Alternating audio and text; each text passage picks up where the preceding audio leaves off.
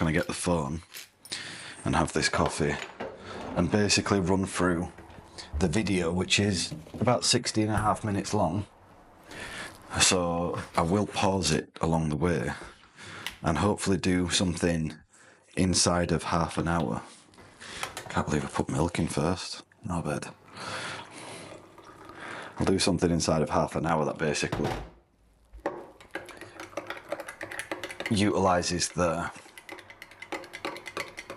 Tattoo Artist Reacts format, you know, where I'll basically look at my own journal and then just give thoughts and observations along the way, and we can have like a little side by side somewhere of what I'm watching, and then we'll go from there. Now, the Journal of a Tattoo Artist week 1 is off. The laptop, walk-off scene, opens, Monday's pinged on. So basically this B-roll footage is kind of a nice introduction to the day, and I think it looks visually quite high level. You can tell that it's filmed on something a little bit more premium, and the still shots are framed with a bit of visual storytelling license. Obviously, let's have a little seat. I've seen the Monday, you know, sort of daily entries up at the top, and Monday's pinged on, so we know we're on Monday, and I'm comfortable that that's going to help people have a sense of journey, like where's this going to go. So without too much monologue up front, we just know that we're in for the ride through this guy's week, you know, the title and this, and then we've got this consultation that's taken place, and although brief, it gives us an idea that I'm real. Look forward to seeing it. And that I'm just operating, and people are familiar with me, and I'm the expertise, and they're seeking my counsel. Sick, innit? This guy's smiling.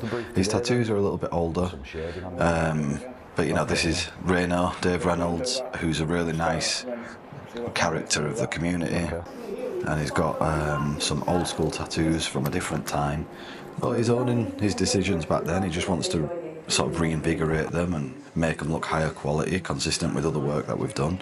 And I just enjoyed the freestyle stuff. You know, I think it was quite freeing to be able to basically work over the top of stars without any guide, and bring them back to a sort of more straighter and true aesthetic. You can see the 3D spider and some of the writing that we've knitted in and amongst it. So it's got like a consistent 90s approach, you know, where things were done in a bit of a patchwork style. It's not like a full sleeve that's illustrated and all incorporated like the things that we're putting together today, but it's a nice tip of the hat to the early kind of progression of tattooing. Here you can see something that's been kind of illustratively designed using kind of modern resources and better skills. The disheartener with this project is that with any tattoo, until it's done, it always looks a little bit it looks a bit shit until it's finally finished. You know, you can see the early layers. The foundation work is usually a little bit more like guide and frame, as opposed to final form, nice sharp crisp edges, good saturation, you know. So to the uninformed, they'd be looking at this tattoo and they just think the shading's off, the line work's not done well, and things like that. And that's the bad side to sort of like putting out multiple day sessions where a project takes more than one tattoo session. In between, you've got this sort of like dissatisfactory sort of presentation of a tattoo that you probably want to not show people. But anyway, now we're on to Tuesday, and we can see that Alex is coming in, albeit a little bit tentatively and nervous for his tattoo session, where he's getting something on the side of his ear, and he's basically got like a little scroll like signature from his grandma or his mum. And he's wanting to put that here, and he doesn't have anything visible. So it's a little bit of a courageous move. You know, he's about to permanently mark his extremity. And I think he's right to approach it with a bit of anxiousness. It's just my job in this moment to basically do a good orientation of the design, what it means to him, and the different ways that it could look, so that he can make a good informed decision about how it's going to be at the end of it. So before he's had it done, he gets to see a simulation of this tattoo on Photoshop, which is what we were doing when we were sat down earlier. And, you know, then the tattoo was straightforward. It was basically just lined in within a few minutes, and he's satisfied. Initially, I think there's the pain, and there's a little bit like, what the fuck? It's not an underwhelming process, but there's such an intense build-up. That sensory experience of the tattoo before the tattoo is often, you know, so high emotioned and like adrenaline, you know, like fueled by adrenaline, that afterwards there's not much to give. You know, like you have a look at your tattoo and it's finished and the experience is done. Like, unless it was really painful, people are super relieved to get off that chair. You know, that can happen multiple hours down the line. But when you've just been there for 5 minutes, you only just really started getting into it, and you're kind of left with the feeling of like, well, what was I so worked up about? So now we're on to Sal's piece, and I can see that whilst I've spoke, I think it's been moving on through the initial stages of its creation within that session. You know, we've done over 20 sessions there, but I really like the fact that I get to present this one just with good footage. You know, like the lighting's quite dynamic.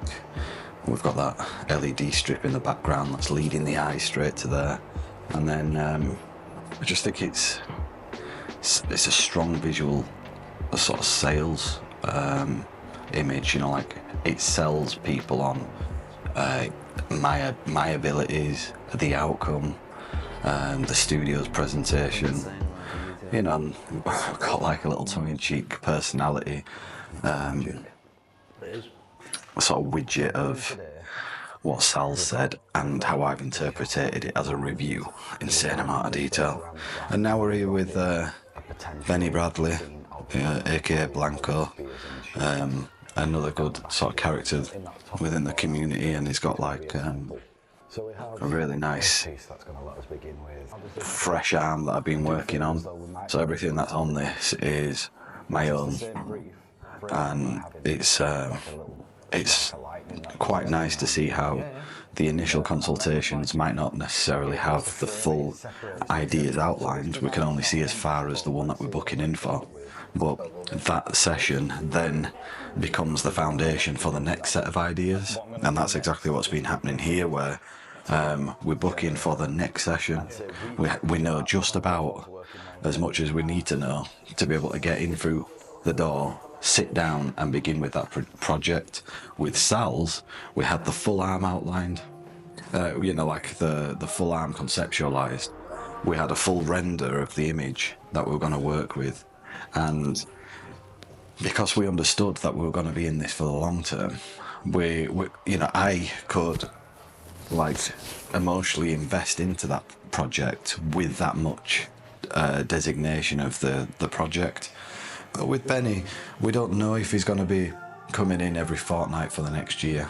You know, the likelihood is that I'm going to see him once or twice over the next few months, and we just want to be able to get the initial sort of coverage that he's yearning for, and it isn't to go from here to there within the next year. You know, so I just book him in for the right amount of like idea tax. You know, I don't want him to have to think too much into what he's going to get when he's got a lot of ideas that may change over the next however many months and weeks. So, you know, we've basically got a really strong visual element that's faith and, you know, strength and endurance inspired. And it's just consistent with that mental fortitude, which I think he's got kind of you know, like intertwined into all of these visual elements of like the Roman the Roman helmet, the lion. It's got the nice writing, which is a Latin inscription again of I think it's kind of bravery and strength. I can't remember exactly what that one came to. You know, like what the definition of it is, but I can. I'll speak to him about it on this next session, and then obviously these well-known visual elements of Jesus Christ and Heaven's Gates are kind of optimism for the duration, you know, for the rest of your life. You know, like you've been divinely protected. If your spirit knows that it's going to a good place, then you operate better whilst you're waiting to get there. You know. So here I have my talking to myself session, much like this, and it's nice to see that there was a moment where I was here and I didn't know when the next one would come, and this is it. You know, there's an actual habituation with this process now, so it's not by brute force. It is by commitment and discipline. But I'm now back here in the same position, doing a monologue, talking to myself, and trying to do it in a bit of a better way than last time. So it's nice to see the testament of the promise staying true. And then we're in with Craig Wood, who, you know, he's another great character within the community.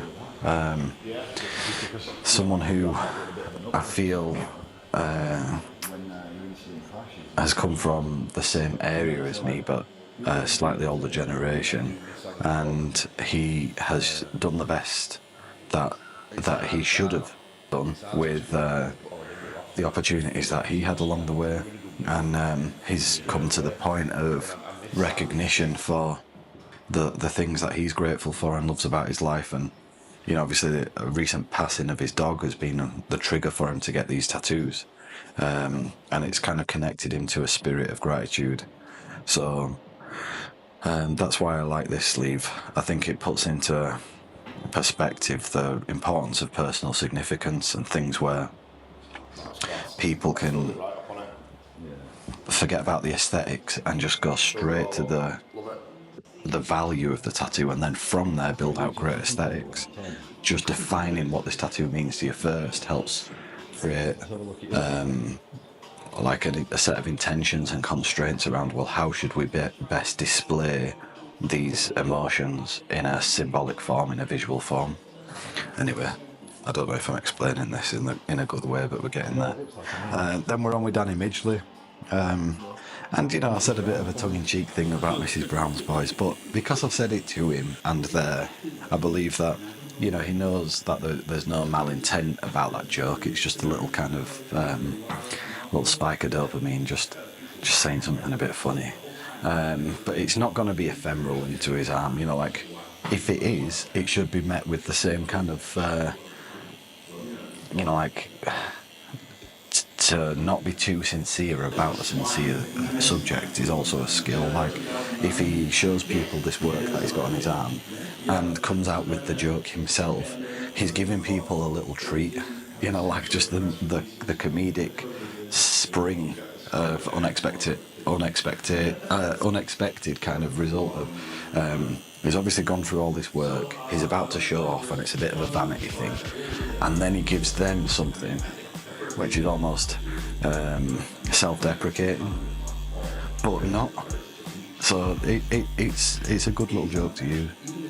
But I did feel a bit conflicted about putting it on because I don't want to impact somebody's definition of what that tattoo is. So if he actually stuck with the Mrs. Brown's Boys association as a foremost and felt ashamed about putting it there, then I'd feel like it's not a case of protecting him from someone else saying it.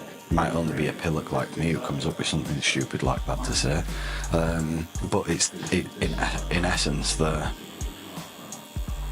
joke around the tattoo is all a part of the experience that he can give.